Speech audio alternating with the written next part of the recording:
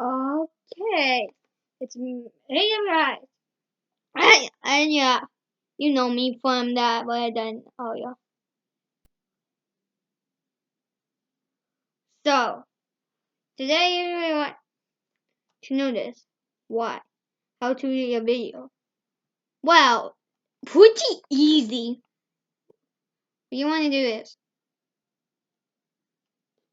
go to youtube.com, tap your profile, then click manage videos. This will take you to your YouTube studio videos. Now, what to do? Go on. Find the video that you want. Then click on the options button.